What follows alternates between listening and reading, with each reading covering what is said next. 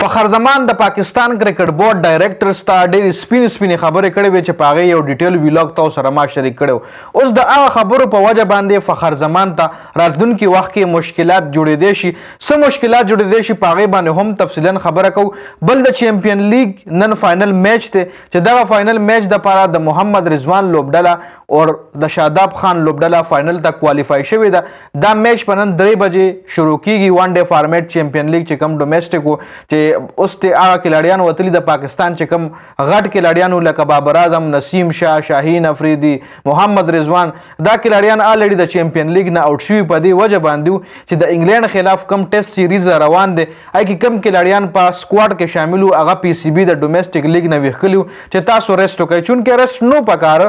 ریسټ صرف هغه کلاړیانو له پکار چې مطلب بالران دي، بیټسمنانو ته ریسټ نو ورکول پکار، بیټسمنانو له پکار چې په دې کې نور هم ځان پریکټس کړی وي. خیر په دې مونږ خبره نه کوو، خو نن دغه فائنل میچ دی چې څوک وګټي هغې نه پس په میچ باندې خبره کوو چې چا پکې ښه پرفارمنس کړي. بل اوورال په دې ډومیسټک لیګ کې کم کلاړیانو ښه پرفارمنس کړی. هغې کې کامران غلام په ټاپ باندې دی چې په بیټنګ کې ډېر زبردست بیټنګ کامران غلام کړی دی. نور په بالنګ کې جانداد خان چې کوم دی هغه یو ډېر ښه الراونډر راتلونکي ټایم کې پاکستان ته میلاویدی شي، بیټنګ هم کولی شي او ډېر ښه بالنګ هم کړی دی هغه جانداد خان په وکټ لحاظ سره هم او د اکانمي لحاظ سره هم. اوس به مونږ خبرو وکړو چې په فخر زمان باندې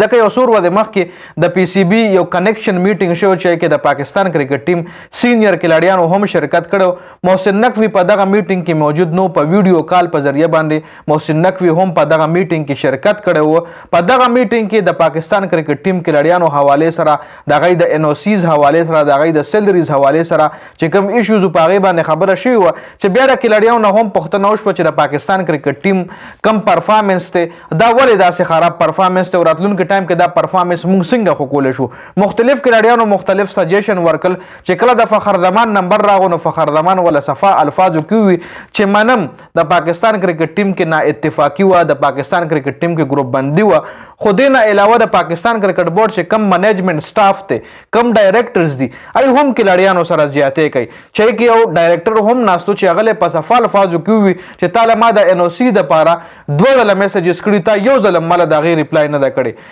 بیا زه په لیګ کې مصروف وم او تا د لیګ نه زه راوغوستم چې ما 30 غنټې مزل وکړو، 30 غنټې ټریولینګ ما وکړو او په سبا تا مانه ټیسټ وایستو جی، په سبا تا مانه چې کوم د کلاړیانو فټنس ټیسټ دي تا مانه هغه ټیسټ وایستو چونکې ما پکې ریسټ هم ونه کړو خو ما فټنس خپل برقرار ساتلی، هغه ټیسټ تاله ما پاس کړو چونکې داسې نو کول پکار. فخر زمان چې کوم دی پی سی بي چیرمن محسن نقوي ته ووي چې منم چې ښکته کلاړیان پرفارمنس خراب دی، خو بره چې زمونږ کم ټاپ لیول منیجمنټ دی د هغوی هم پاکستان کرکټ بورډ کې چې د هغوی کم کار دی هغه هغوی صحیح طریقې سره نه کوي. کلاړیان د دغه منیجمنټ نه خفه دي، کلاړیانو ته خپل سیلریز باندې ایشوز دي، کلاړیانو ته په NOC ایشتلو باندې ډېره غټه ایشو وي. محمد حارث تاسو له یاد شي بنګلادیش ته تللی او بنګلادیش پریمیر لیګ له چې هلته هوټل له ورسېدلو واپس دی راوغوستو واپس راغو چې هلته یو میچ هم ونه کړو د NOC ایشو په وجه باندې. نو اوس چې دغه خبرې فخر زمان کړې وي نو اوس راتلونکي ټایم کې دغه ډایریکټرز فخر زمان ته ډېر غټ مسایل جوړولی شي. NOC کې ولا هم مسایل جوړولی شي، پاکستان کرکټ ټیم نه هم وښکې شي، خو که د عوامو سپورټ ورپسې ختم شو فخر زمان یو څو میچز کې پرفارمنس ونه کړو. فخر زمان د غټ میچ غټ کلاړي دی، که وړوکي میچ کې پرفارمنس ونه کړي همیشه په سیمی فاینل میچ کې، په فاینل میچ کې، په کوارټر فاینل میچ کې فخر زمان د پاکستان دپاره پرفارمنسز ورکړي دي. نو اوس دغه منیجمنټ چې کوم دی فخر زمان ته مسایل جوړولی شي راتلونکي ټایم کې، څه مسایل جوړولی شي په هغې باندې بیا هغه ټایم خبره کوو چې څه مسایل ولا څه مسله ولا د ډایرکټر جوړه کړې د هغې دپاره بیا موږ اواز هم اوچتو. نو دا اپډیټ شو د ویډیو کتلو زیاته مننه، والسلام.